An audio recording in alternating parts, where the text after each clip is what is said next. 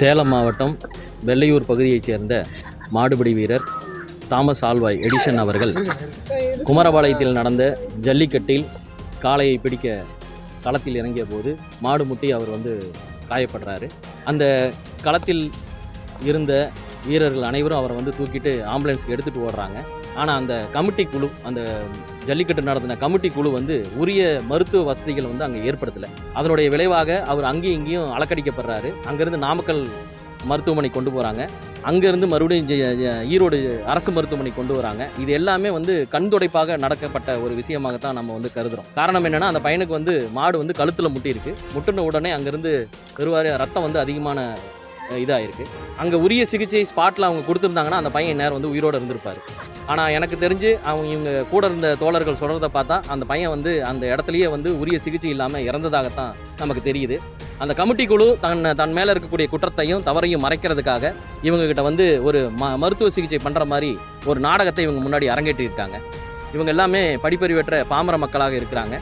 இவங்களுக்கு அந்த பையனுக்கு அவங்க அம்மாவும் ஒரு வயதுக்கு வந்த தங்கையும் இருக்காங்க. அங்கே ஆண் வாரிசு யாரும் இல்லை. அவங்க அப்பா சிறு வயதிலேயே அந்த வீட்டை விட்டு தனிப்பட்ட முறையில் சென்றதாக தகவல் வரும் நமக்கு. ஆக இப்போ அந்த பையனுடைய வருமானத்தையும் அந்த பையனையும் நம்பியே இருந்த இந்த குடும்பம் இன்னைக்கு திக்கற்று நிலையற்று இங்கே நிற்குது. எங்களுடைய வேண்டுகோள் என்ன அப்படின்னா, அந்த குழு உரிய நிவாரணத்தை, அந்த மாடுபிடி குழு யார் அந்த இதை நடத்தினாங்களோ, விளையாட்டை நடத்தினாங்களோ, அந்த குழு உரிய நிவாரணத்தை அந்த பையனுக்கு வழங்கணும். ஏன்னா அந்த சரௌண்டிங்கில் கோடிக்கணக்கான ரூபாய் அவங்க வருமானம் சம்பாதிக்கணும் அப்படிங்கிறதுக்காக நன்கொடைகள் பல லட்சங்கள் அவங்க பெற்று அவங்க இந்த மாதிரி வீரர்களுடைய உயிரை பணைய வைக்கிறாங்க. இது சட்டப்படி குற்றம். அங்கே இருக்கக்கூடிய அரசு அதிகாரிகளும், சுகாதாரத்துறையை சேர்ந்தவங்க, மருத்துவத்துறையை சேர்ந்தவங்க, காவல்துறையை சேர்ந்தவங்க, வருவாய்த்துறையை சேர்ந்தவங்க, இவங்க எல்லாருமே இந்த மாதிரி ஒரு விளையாட்டு அங்கே நடக்குது அப்படின்னா உரிய பாதுகாப்பு வசதிகள் அங்கே இருக்கா அப்படிங்கிறத அவங்க ஆய்வு செஞ்சுருக்கணும். அவங்களும் எந்த விதமான ஆய்வும் செஞ்சதாக நமக்கு இல்லை.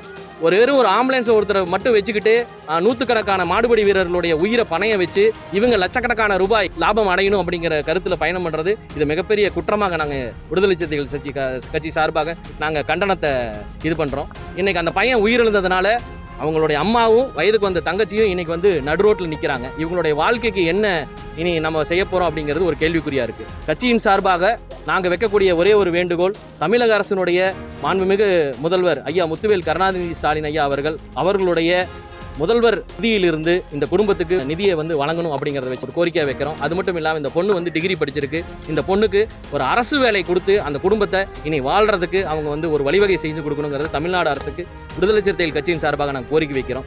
ரெண்டாவது, இந்த குழு இந்த மாதிரி தன்னுடைய சுய லாபத்துக்காக வீரர்களை ஒரு இடத்துல ஒன்று கூட்டி அவங்க கோடிக்கணக்கான ரூபாய் அவங்க லாபம் அடையணும் அப்படிங்கிறதுக்காக இந்த வீரர்களுடைய உயிரை பணயம் வைக்கக்கூடிய இந்த மாதிரி விழா கமிட்டியை தடை செய்யணும். உடனே இவங்க இனிமேட்டு இந்த மாதிரி எந்த ஒரு இடத்துலையும் விழா கமிட்டிகள் நடத்தக்கூடாது.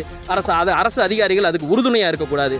சில அரசு அதிகாரிகள் லஞ்சம் வாங்கிட்டு அவங்களுக்கு உரிய பர்மிஷன் இருங்கிறத செக் பண்ணாமல் பர்மிஷன் கொடுக்கறதுனால இன்னைக்கு இந்த மாதிரி மாடுபிடி வீரர்கள் உயிரிழக்கிறாங்க.